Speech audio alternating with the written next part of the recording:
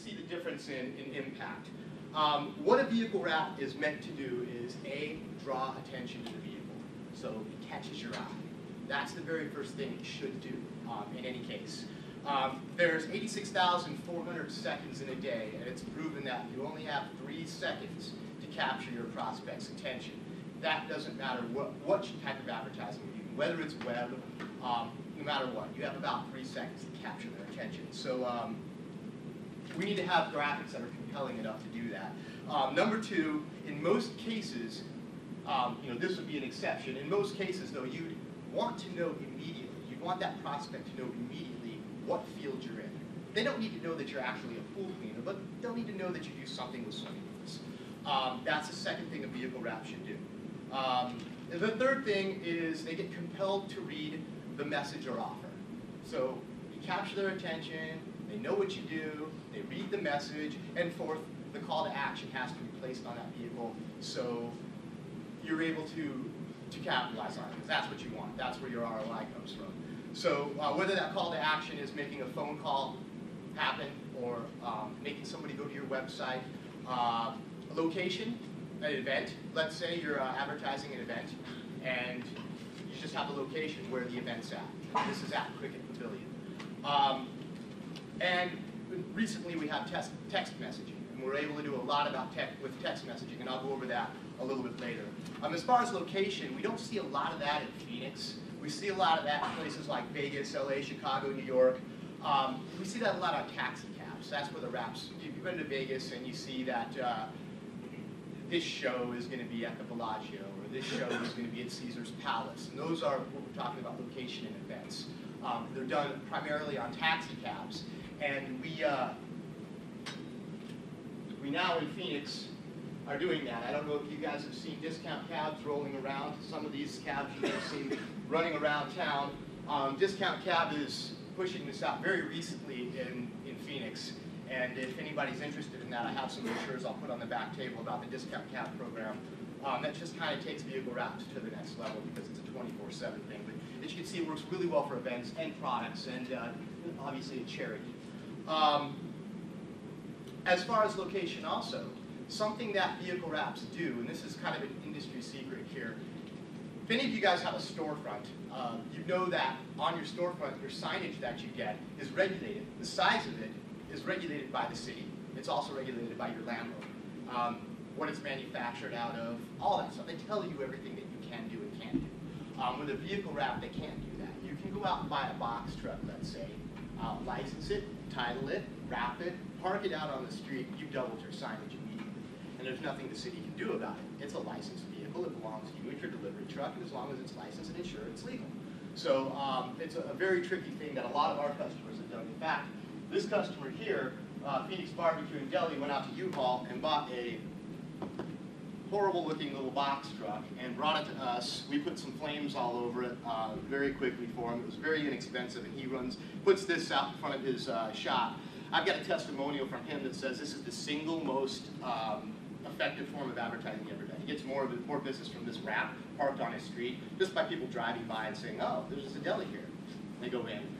We share a parking lot with a donut shop that when we did his box truck and parked it out on the street, he told us it increased his business 30% the first month. So it's a significant increase, and that's what I mean by location. It's very good for location.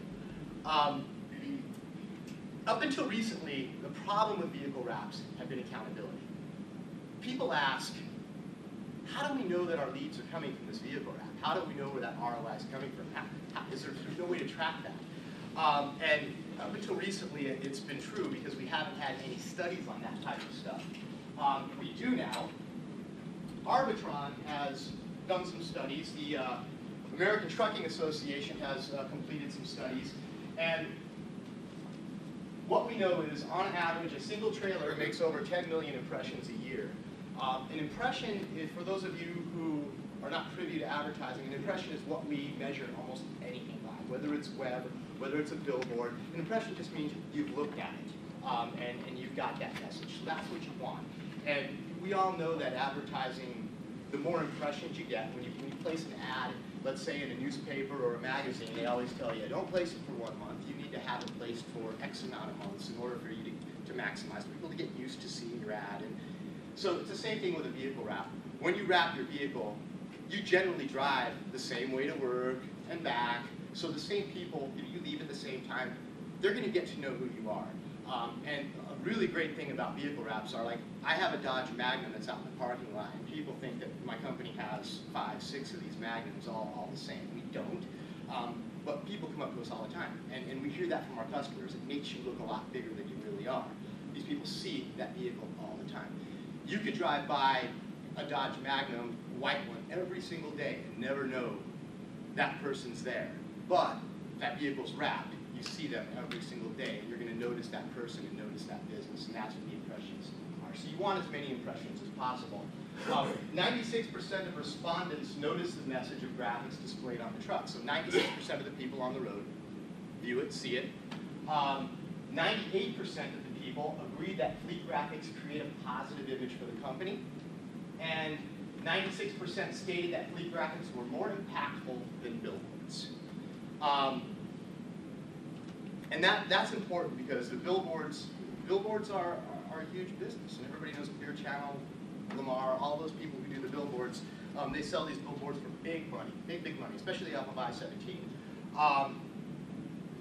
So for accountability ways, what we do is, traditionally in the past, it has been, where have you seen our ad?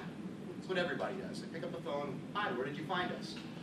In a vehicle wrap case, most people are going to call you up and they're going to say, hey, I saw your vehicle wrap. They're going to offer you that information immediately because they're excited to let you know that. So they give you that data before you even ask. The second thing that a lot of people do is they put a special phone number together, and all the vehicle wrap calls go to this number, and that's one way to track it. A special web address also. You can put up a domain name and put that domain name on your website so you know the traffic's coming from the wraps. And recently, we're going to be the first vehicle wrap company to actually do this in this state. Is we have a text message number that we're able to put on our clients' cars. So let's say Dunkin' Donuts was advertising with us. We did some vehicle wraps for them, and we could put text donut to 86115. When the person's on the street, they're driving their car, they see that, text donut for a free cup of coffee, let's say. You text donut to 86115.